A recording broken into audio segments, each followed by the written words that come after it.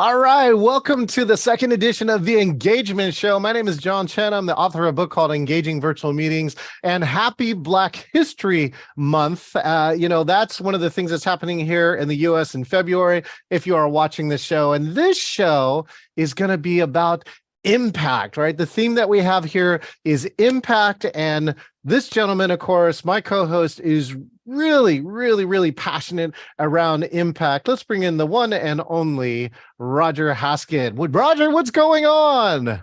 Hey everyone, so nice. February, we're into 2023. Doesn't that seem like a science fiction year? It seems like a science fiction year to me. I know, it's so crazy. And Black History Month, yeah. We need more history that tells the stories that we don't normally hear. That is the history that we need more of today. All right. So should I talk about impact now, or do we have more to talk about? Well, no, I want to know why you're so passionate around impact before you tell the story. Okay, well, the reason I'm passionate about impact is because it is one of the things that drives engagement. So my company is called Engagement Unlimited. Oh, there you go, that one. And so we get hired to create engagement, and engagement is the superpower. It's like the secret sauce that makes everything better. You put engagement in the room, everything improves. Bonding gets deeper, relationships get stronger, learning gets easier and deeper.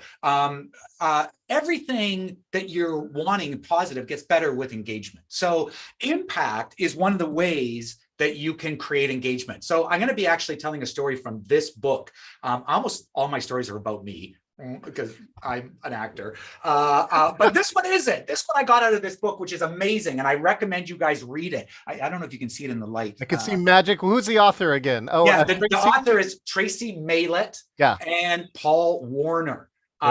These guys have written an amazing book. This is one of my top 5 books. Okay, so I'm going to tell this story. I'm going to get up and get to my standing. Here, wait a second. Here, Roger. I'm just going to give you this as you start the story. Okay. There you go. There's some amazement. Okay, right. Let's hear the story. Okay, so this is the deal. So in the book Magic, they break down how to create engagement. I believe there's more than this, but this is what they focus on. They go, M is meeting, A is autonomy, G is growth, I is impact, and C is connection. So all of these are ways that you can drive engagement wherever you are. It doesn't matter if it's your family or your friends or your work or your teams or your community groups. It doesn't matter. It works everywhere. So impact is the story I love to tell the most out of all of them, because this is how it goes. They tell this story. This is their story. So they were hired to go to a company in Alabama, and this company made, like, it's in the middle of nowhere. They make stents. So there are things that go into your arteries to keep you alive. So they're not only life saving, they're life changing. So if you have them, you're able to live a life, right? So it's really important that they make these properly, right? Because they're going to go into people's bodies, and if they don't work well, that's not so good for those people. So the management was having trouble with their company because quality control was going down. People were not there were more stents that were having problems, which is a problem. And retention and sick time, et cetera, was going, they were having problems with it. They were having problems keeping people, and people were sick a lot. So they brought in a bunch of different people, couldn't solve it. They brought in, finally, so smart, engagement experts. And they said, your problem is impact. Because what's happening is the people that are sitting on the assembly line making these stents, these people don't feel in their body. They don't feel the impact, because almost everyone in today's world is separated from the impact that their job does. We sit behind computers, we sit in offices, we do things where we create or work on things that are pushed into the world, but we almost never see when they're pushed into the world. And that's a problem. If you can encourage the people in your life to see the impact that they're having. And remember, John, we started talking about this because of It's a Wonderful Life. It's a Wonderful Life is, we talked about this last time. It's a Wonderful Life. The guy is about to commit suicide, and the angel shows him how much of an impact he had that he had no idea about. And I said, we both agreed, wouldn't it be amazing if we had It's a Wonderful Life happen to us 3 times a year? Where you could be like, wow, that's the impact I'm making. I have way more energy. I have way more engagement power now. And I have way more desire to affect the world. So back to the story. They're meeting with the managers. And I wish I were in that meeting, because I imagine how mad they got. Because after trying all these things, these engagement experts said, yeah, okay, well, what we're going to do to change everything is we're going to put up some posters in the staff room and in the break room. And the management, you could see them going, what? We tried all these things. Posters are not going to cut it. Like, don't be stupid, except they did it. And what they did is they went out and they found pictures. They got pictures of people for whom the stents had made a difference. And so they put up posters with like a little girl and an old man. And the girl goes, because of what you do here, my grandfather's alive. Another poster in the break room that says the two sisters, identical twins, that go, because of what you do in your factory, my identical twin sister's alive. I can't thank you enough. So they made all these posters and they put them around. And what they found is exactly what they predicted. Sick time and retention all got better. And more than that, they also increased their quality control. Because what happened is that when people started to realize that the impact that they had on the world, that they weren't just sitting in their factory doing things and wondering, hey, why is Ethel, she's always eating garlic? Ugh. And why is Fred over there have bad gas? Ugh. Like, instead of having those things always in their head, they were thinking as, what I'm doing here is saving people's lives. So the next year they came back, and this is the end of the story. They came back with a different idea to the management. They said, we're going to make it even better. We're going to make more of an impact. And they were like, how are you going to do that? Well, if anyone knows, you should write it in, because what they did is they made it more personal. What they did is they found people like Fred, it turns out, had a cousin who has a stent. So they had a picture of Fred and his cousin, and the cousin going, Fred, because of what you do here, I'm still alive. And they found out that Mildred had a daughter who had a stent, and they put posters of people from the factory with people that they knew that they had helped save their lives. So when you think about, and of course, what happened, because the impact was so visceral, their problems dissolved in terms of quality control and et cetera. I'm going to sit back down. And so that is like why we talk about impact. It's because it's not just a feel good, I feel good about this. It changes behavior. It changes the way you think about what you're doing. And if you can change the way people think about what they're doing, you can change what they're doing. All right, John, over to you. Let's hear that's not a personal, let's hear your personal impact story. Thank you, Roger. Impact is like that. And it is true, because here in experiential learning, which, I did team building before I do what I am doing here, we really looked at three key items. One is you can change how somebody feels, like in the moment, right? That's kind of the entertainment side. You can change how people think. And that's starting to get into the part where you can really, because we're trying to get the road to impact, right? So that's the next stage, is that if you can change the way people think, then maybe, if they're lucky, they do the next stage, which is then the final one, is that they change the way they actually do something. Yeah. Right. And that's when you really have an impact, because we know all these things. Let's just take it's the New Year's, right? We have all the New Year's, everyone makes a resolution, wants to lose weight. We all know the two things to do, right? Exercise more, eat less. Okay, fine, right? But we know them, but do we do them? That's where you can really have an impact, is whatever it takes for you to actually do them. That's really key. So side note for me, I actually built a walk desk right now. It's got like I have 6 screens on it now, and I was trying to clock 10,000 steps. And I actually lost some weight, and that was like a change. So I had to change my behavior, which is I try and spend as many hours as possible at my other walking desk. And that allows me to change a result. Not your case, right? That's impact. Not your talk show desk. I know, not this one. Not the talk show one. Yeah, so in my talks, one of the things I talk about, especially this is from Pressure Cooker Confidence. I don't have the graphic, but I will for next talk show. I have a triangle, and it goes change the way you see, change the way you think, and change the way you act. And they're all connected.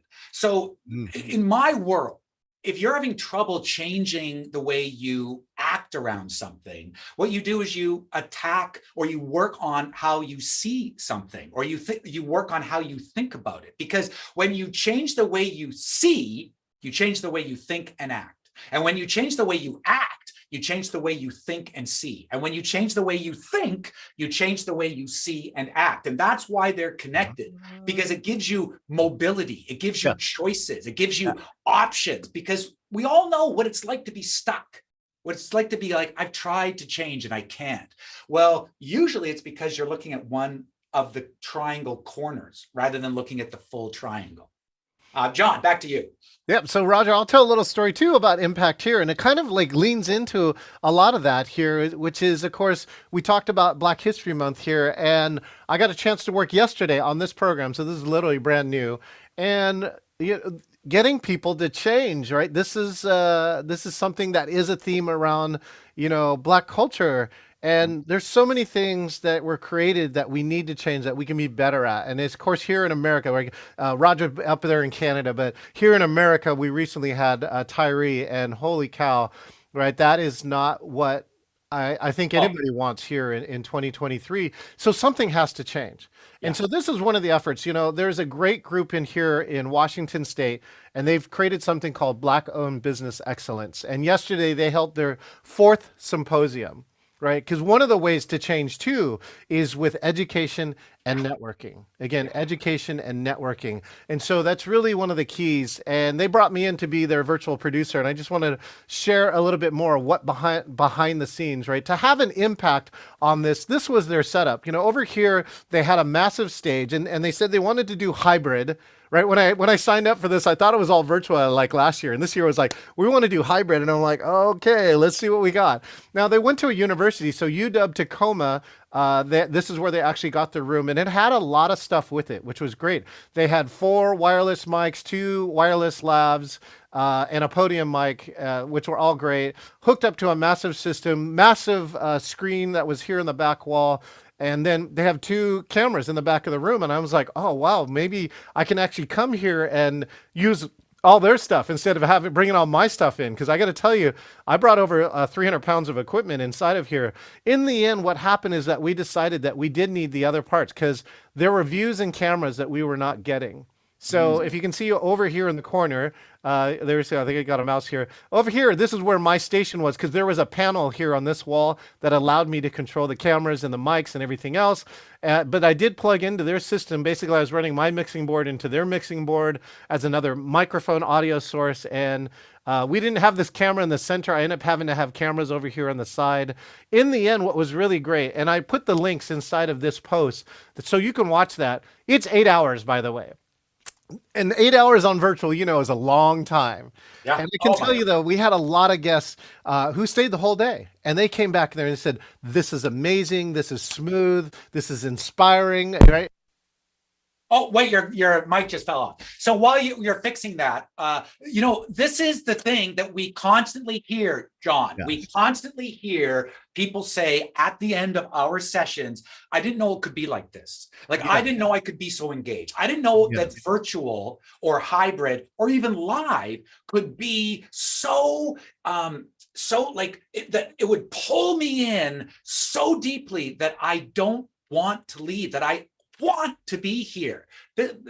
Anyone who can make a virtual experience, a hybrid experience, or a live experience, have the audience want to be there, you're already 3/4 of the way through solving whatever challenges you have. And Roger just demonstrated one of the key items. We had another person that was not me, who was the virtual MC, so I could focus on the tech, and she came in and engaged the virtual audience. So when we had a 10-minute break or a 20-minute break, we were able to disconnect the audio from the main room and allow the virtual people to have a conversation without disturbing the other room. And people were like blown away that, and we said, you have a business, right? Promote your business. And we did all these engaging pieces with that. So again, Roger demonstrated here as a virtual MC, when a tech problem happens, okay, my batteries and my mic died, is that he can step in and completely smooth this out. And then, of course, what I have is a backup, which is I can able to pull in a different mic and to go through with this. So to complete this, one of the things that I really wanted to show here is that this is this setup. This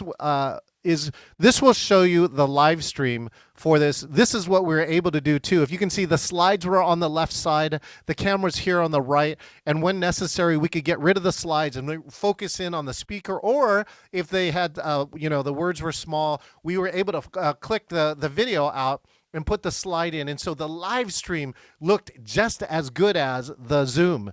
And that's really something else that people don't think about. Because when you share screen on Zoom, for instance, and you live stream it, you get a whole slide, and all that video that's right here turns into this little postage stamp. So overall, what was most important is I'm so happy to report that at the end of this program, right, we had reached over 100 plus virtual people. There were 200 plus people live, and now the stream is running. We believe that we're going to collect, a couple thousand views because everyone is now sharing this. And to me, that's the impact. And I think the impact will come from this is that many of the people there are Black-owned businesses. They now have this education, and now they have this networking. They've got a chance to meet people, whether they are virtual in place, and all of those things come together to make a change in the situations that each of them are in. So that's my story of impact, Roger. Okay, that's awesome. So I have a very similar story. And also, you happened yesterday. Mine happened last week. So we just recently did an event. We've done it for 4 years in a row. It's called Toast to Coast. It's from Coast Capital Credit Union up here in Canada. And so the year we had live, pre-pandemic, and then we had 2 virtual events that were amazing and so well received. Like the comments were, off the charts in terms of how positive they were. But then this last one, they went, okay, we're really going for it. They did hybrid. And this is the type of impact that they created. I was on stage at the Hard Rock Casino in Vancouver with about 700 people live in front of me in the audience. Wow. I had a big, right here, I had a big, huge screen that was on the stage that would show us Victoria. They had another group in Victoria at the McPherson Theatre. So another beautiful theater full of people. And then they had 3 virtual hubs, one in Courtenay, one in Kelowna, and one in Toronto. And then they also had all these other virtual people watching on feed loop. So they had Vancouver live, Victoria live, yes. Toronto, Kelowna, and Courtenay virtual, and everyone else virtual. And so they had this is the first time, it's Coast Capital. They're amazing. I love them as a client. And then we worked with Reveal Event company. I think that's what it's called. Reveal is Reveal Events. Alex Bickers is the head of that. And they put all this together. And they said as well, this was the first ability to do something so big that reached so far and was so successful with merging live, virtual, feed loop virtual. And we kept showing people on the screen. We did let's make a deal games, and we got virtual people involved, and we had live people involved.